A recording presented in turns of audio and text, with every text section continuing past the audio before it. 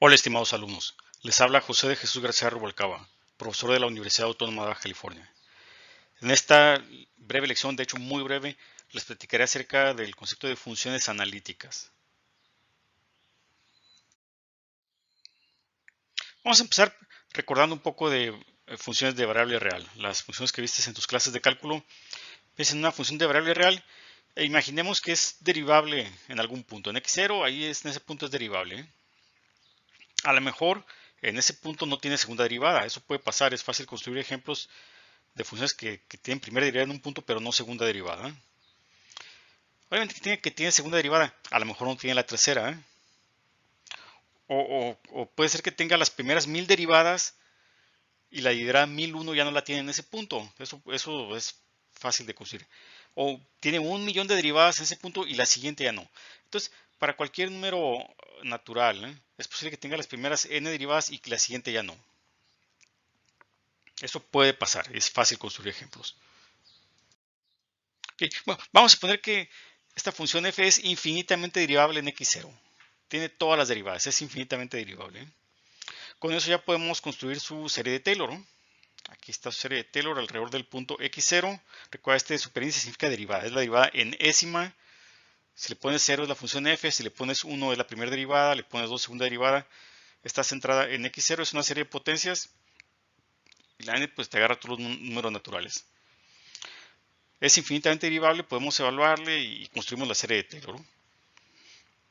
Ahora la pregunta, ¿y esta serie converge? ¿O su radio de convergencia cuánto es? Sabemos que en x0 sí converge, pero fuera de x0 converge.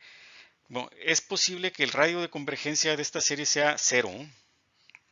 Los ejemplos bonitos que viste en tu clase de cálculo integral tienen radio de convergencia positivo, incluso algunos hasta infinito, pero no, esto ya no es sencillo de construir. Se pueden construir ejemplos de funciones infinitamente derivables pero cuya serie de Taylor tiene radio de convergencia 0. Fuera del centro de la serie no convergen.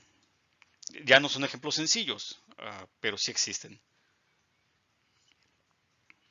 Ok, vamos a suponer que la serie de Taylor converge, tiene un radio de convergencia positivo. ¿No sabes cuánto positivo? Más. Ahora, ¿y esta converge a f? Es la siguiente pregunta. Suponemos que sí converge en algún intervalo alrededor de x0, pero ¿a qué función converge? A lo mejor converge a f, a lo mejor converge a otra cosa. También eso puede pasar. También, y esto ya no es tan difícil de conseguir. Puedes encontrar ejemplos de funciones infinitamente derivables en algún punto. Todas sus derivadas son cero. Todas. ¿No? Primera derivada, segunda derivada, tercera derivada. Su serie de Taylor da cero. Pero esta función no es cero. De hecho, fuera del origen es positiva. Esto sí ya es más o menos sencillo. Lo puedes encontrar fácilmente. Entonces, fíjate todo lo que puede pasar con funciones de variable real. Puede ser que en algún punto deje de ser derivable, que tiene cierta cantidad de derivadas y la siguiente ya no. Incluso si tiene todas las derivadas, es posible que la serie de Taylor tenga radio de convergencia cero. E incluso si el radio de convergencia es positivo, es posible que converja algo diferente a la función f. ¿Qué ocurre con variable compleja? ¿Qué es lo que nos interesa a nosotros? Bueno, primero una definición. Esta es la definición de función analítica. La definición que usamos nosotros eh,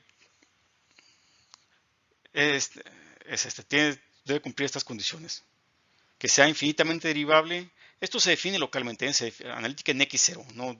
Ya después lo puedes tener a un intervalo, pero se define localmente alrededor de un punto.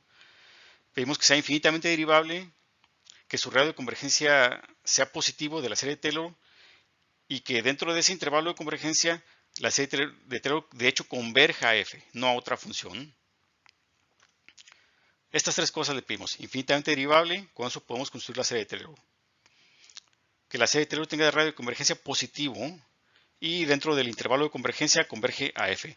Eh, bueno, aquí es posible que converja a f en un intervalo más pequeño que el del radio de convergencia. De todo modo se dice que es analítica. Pero no nos vamos a preocupar por eso ahorita. Con que haya una vecindad alrededor de x0 en el que la serie converge a f es suficiente, aunque sea menor que el radio de convergencia de la serie. Este tipo de anomalías también son fáciles de construir.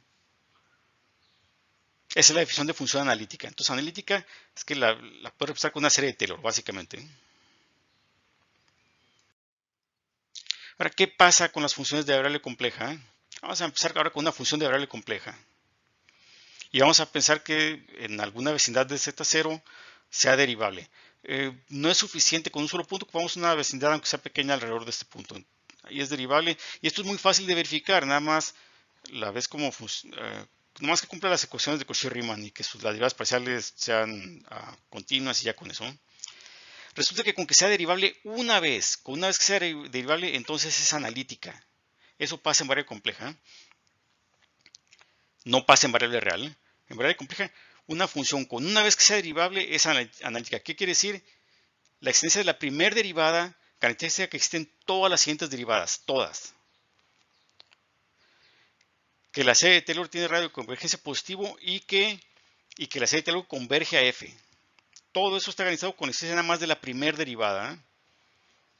En variable real no, podrías tener la primera derivada y no tener la segunda. Desde ahí podía tronar. Lo que sacamos de esta lección, lo que tenemos aquí son funciones analíticas. De hecho, empezamos con funciones derivables, son analíticas. El análisis complejo es bastante más restrictivo que el análisis real. Aunque la palabra complejo suena como que es algo complicado, desde esta perspectiva en realidad es más sencillo. Hay muchísimas cosas, muchísimos fenómenos extraños, antiintuitivos, que pueden ocurrir en análisis real que no ocurren en análisis complejo. Y ya hemos visto algunos. Y otra cosa, el contexto adecuado para estudiar series de potencias es con variable compleja. En tus clases de cálculo viste series de potencias nada más con números reales y está bien nada más que algunas cosas no son muy claras. No se sabe bien de dónde salen si lo ves nada más con variable real. El radio de convergencia, hay unas fórmulas ahí con un límite superior, cosas así que son correctas, pero no es fácil ver de dónde salen. En variable compleja es bastante más sencillo averiguar el radio de convergencia. Entonces, el análisis complejo es más restrictivo, entonces es más sencillo en ese sentido. Aunque complejo suena complicado, en realidad es más sencillo, porque pasan menos cosas extrañas, ¿no? Y que estudiar serie de potencias, que es lo siguiente que vamos a ver, series de potencias, lo mejor es verlo con variable compleja. Espero que les haya gustado, no se pierdan las siguientes lecciones de series de potencias. Vamos a ver la serie de Taylor y la serie de Laurent, que es un poco más general. Hasta pronto.